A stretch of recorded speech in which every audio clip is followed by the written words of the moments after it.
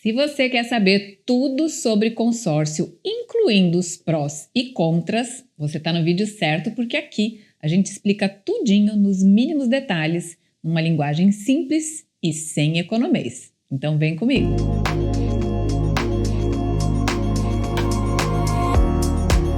Olá, eu sou Patrícia Lages, jornalista e autora de 5 best-sellers sobre finanças pessoais e empreendedorismo.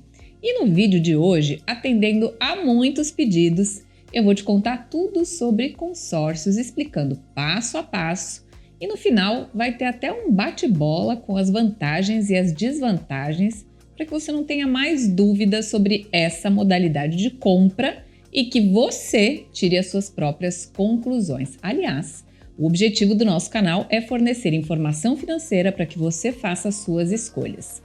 Agora, muita gente me escreve dizendo: olha, eu tenho 10 mil reais, onde é que eu invisto? O que é melhor, hein? Comprar um carro zero ou um carro usado? Eu vou casar, faço festa ou eu viajo? Eu nunca respondo onde você deve colocar o seu dinheiro, o que você deve comprar e como. O que eu faço, na verdade, é colocar os prós e os contras para que você faça a melhor escolha para si mesmo e não dependa da opinião de terceiros. Combinado? Então, para entrar especificamente no assunto de hoje, vamos ao ponto 1 aí na tela.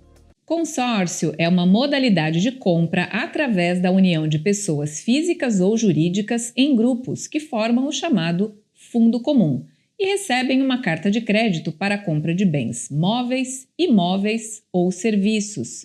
A formação dos grupos só pode ser feita por administradoras de consórcios com autorização e fiscalização do Banco Central do Brasil. Então vamos lá, quando você contrata um consórcio, você passa a fazer parte de um grupo onde cada pessoa vai pagar um valor mensal durante todo o prazo do contrato. Esse grupo sempre vai estar atrelado ao valor de um bem, que pode ser um imóvel ou um veículo. Agora, o prazo, o valor da mensalidade, o tipo de bem e todas as condições vão depender de cada contrato. E aí, a pessoa interessada pode escolher entre uma infinidade de opções. Mas sejam quais forem essas opções, o que acontece em todos os grupos é que eles precisam ser organizados de forma que o fundo comum, ou seja, o total pago por todas as pessoas do grupo, seja suficiente para contemplar no mesmo mês quantos consorciados forem possíveis, sendo sempre um por sorteio e os demais através dos lances. Esses lances podem ser fixos ou livres. Eu já vou explicar como é que isso funciona, mas antes eu quero destacar uma informação que nem todo mundo sabe a respeito do consórcio, que é a seguinte: o consórcio não é só para a compra de imóveis e de veículos, como você viu aí na tela. Ele serve também para o pagamento de serviços. Isso porque, ainda que você faça um consórcio de imóvel ou de veículo, você não é obrigado a comprar um imóvel ou um veículo. Quando o consorciado é contemplado, ele recebe uma carta de crédito, tá certo? Esse crédito pode ser usado tanto para comprar o bem, exatamente o bem que ele havia planejado, ou para outra aquisição. Eu vou te dar como exemplo o consórcio da Caixa, que é um banco público. Digamos que a pessoa fez um consórcio de um imóvel. Na verdade, ela não precisa comprar um tipo específico de imóvel, mas ela pode, por exemplo, quitar um financiamento imobiliário, um financiamento que ela já tenha. Ela pode comprar um terreno para construir, seja em área urbana, na praia, no campo. Inclusive, pode até mesmo ser um imóvel na planta. Se for um consórcio de veículo, o crédito pode ser usado para quitar um financiamento de veículo que a pessoa já esteja pagando ou para comprar um veículo 0 quilômetro e também pode ser um veículo usado. Nesse caso, se for um veículo usado, a regra é que no máximo esse veículo tenha 8 anos de uso. Mas o que importa é que o consorciado é livre para usar o crédito de várias formas diferentes, conforme a necessidade dele e de acordo com as regras gerais. Por isso, é muito importante que você leia o contrato antes de assinar qualquer coisa. Lembrando o que eu sempre digo aqui para vocês no canal. O que vale não é o que as pessoas dizem. O que vale é o que está escrito no contrato. Por isso, sempre leia antes de assinar qualquer tipo de contrato, por mais que você ache que você entendeu, tá certo? Leia. Agora a gente vai ver como é que funcionam aí as contemplações. Há duas formas de receber a carta de crédito: sorteio ou lance.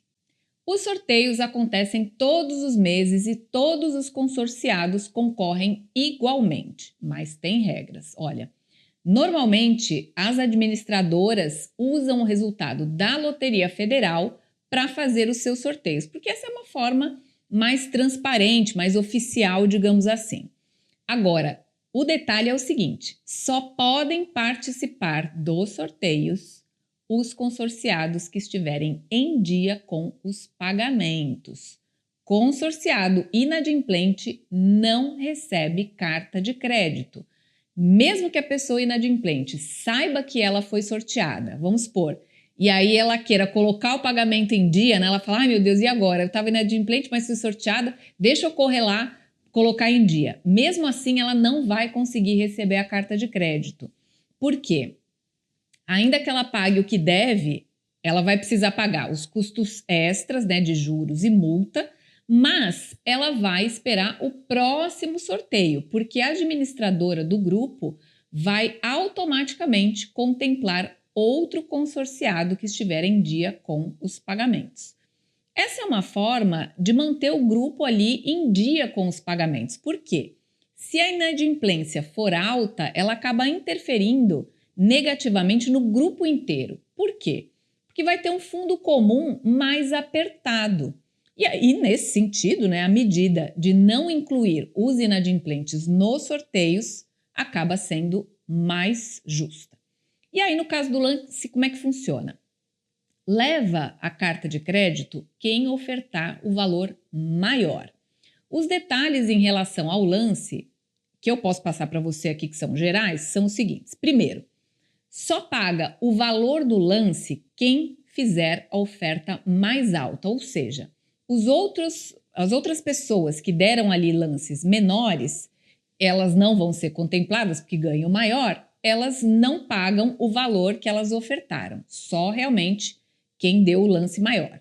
Segunda coisa, o valor do lance é, na verdade, uma antecipação de pagamento. Então, por exemplo, se uma pessoa ofertar o valor correspondente a 10 mensalidades e esse for o maior lance, essa pessoa vai pagar esse valor de uma vez só, dentro ali do prazo estabelecido, vai receber a carta de crédito e essas 10 mensalidades vão ser descontadas do saldo devedor. Isso porque o lance nada mais é do que uma antecipação de parcelas.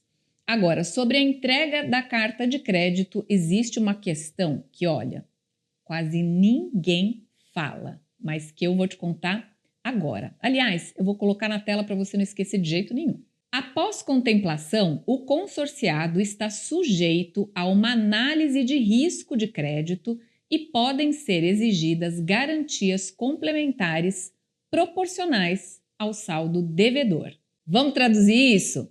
Essa regra aí que eu mostrei na tela para você, eu peguei no consórcio Sortudão da Caixa Consórcio, que eu vou usar como exemplo aqui, porque, como eu disse, nem todo mundo fala sobre essa possibilidade de exigência de garantia, mas no site da Caixa Consórcio isso está expresso lá no texto legal.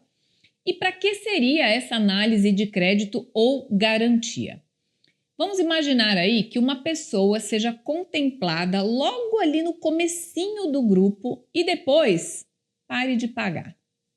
Como a gente viu, é importante que os participantes do grupo mantenham os pagamentos em dia, porque senão o grupo inteiro pode ser prejudicado. Então, para proteger a saúde financeira daquele grupo, a administradora do consórcio pode fazer uma análise de crédito do consorciado para ver se ele tem um nome limpo, por exemplo, se ele está com tudo ok na vida financeira dele e ou exigir alguma garantia antes de entregar aquela carta de crédito. O tipo de garantia vai depender do que for definido em contrato, mas precisa ser proporcional ao saldo devedor. O que é essa proporcionalidade? Por exemplo, se o saldo devedor for de R$100 mil, uma garantia de um bem de 20 mil não é proporcional, é muito baixo. Então, a administradora pode exigir do consorciado um bem de valor maior ou até mesmo um fiador. Desse jeito, o restante do grupo fica resguardado de sofrer com a inadimplência de outros consorciados, tá certo? Agora, vamos para as perguntas que as pessoas mais fazem sobre consórcio. Eu vou até colocar aí na tela para você. Consórcio tem ou não tem juros? Essa aí é a pergunta campeã de bilheteria e a resposta é não, consórcio não tem juros. Diferentemente de um financiamento, o consórcio não tem juros. É claro que, se o consorciado atrasar os pagamentos, aí sim ele vai arcar com os juros e as multas, mas pelo atraso, não pela operação em si, porque a operação em si não tem juros. A parcela do consórcio é composta pela soma de 3 pontos, que são a taxa de administração, o fundo comum e o fundo de reserva. A taxa de administração, né, como o próprio nome já diz, é usada para cobrir os custos da administração do grupo. O fundo é o que a pessoa vai pagar lá de parcela e a reserva serve para minimizar os efeitos da inadimplência. É o mesmo objetivo do fundo de reserva que todo mundo deveria ter para cobrir os imprevistos. A gente sempre fala aqui, né? Tem um fundo de reserva, apareceu um imprevisto, você tem de onde tirar dinheiro. É a mesma coisa no consórcio, né? Também é uma medida que protege, né, todas as pessoas do grupo e que, portanto, sai do bolso de todos um pouco por mês, tá? Diluído ali na parcela. Agora, o percentual de taxa de administração, né? Quer dizer, como é que se cobra essa taxa de administração? Vai depender de cada administradora. Ela pode chegar aí a 23%, 25% do valor do bem. O exemplo que eu estou dando aqui do consórcio sortudão da Caixa, nesse caso, a taxa do sortudão da Caixa é a partir de 18%. Agora, falando em sortudão, uma característica de alguns consórcios é o sorteio de prêmios. Esses sorteios de prêmios são independentes dos sorteios da carta de crédito, são coisas diferentes, tá? No caso do sortudão da Caixa, por exemplo, o consorciado recebe um número específico para esse sorteio extra, que não é o número dele do grupo, da cota, nada disso. Esse sorteio extra aí é que ele vai concorrer a um prêmio. No caso do sortudão da Caixa, é um prêmio em dinheiro no valor de R$100 mil. Esse tipo de promoção, como eu mencionei, é um extra, que obviamente é um dinheirão para quem ganha, né? Mas também, obviamente, esse não deve ser o objetivo de se fazer um consórcio. É aquilo, né? Se ganhar, ganhou. Mas caso não, o consumidor deve estar ciente e consciente das regras gerais do consórcio. Agora vamos destacar algumas coisas aqui. Essa modalidade de compra é para quem não precisa do bem imediatamente e para quem não consegue guardar dinheiro para programar uma compra por conta própria. Eu vivo dizendo aqui que as pessoas não devem viver só para pagar boleto, né? Que todo mundo precisa aprender a poupar e a investir o próprio dinheiro. Mas a verdade é que 7 de cada 10 brasileiros não têm nenhum dinheiro guardado. E dos poucos que conseguem poupar, apenas 6% têm uma reserva capaz de garantir o mesmo padrão de vida por mais de um ano. O Brasil, infelizmente, está muito longe do que deveria ser no que diz respeito às finanças. Por isso é que tem tanta gente pagando juros e perdendo dinheiro em um monte de financiamentos. Agora, diante desse cenário, o consórcio acaba sendo uma forma mais barata de comprar. Agora, como prometido, vamos fazer aquele bate-bola pesando os prós e os contras?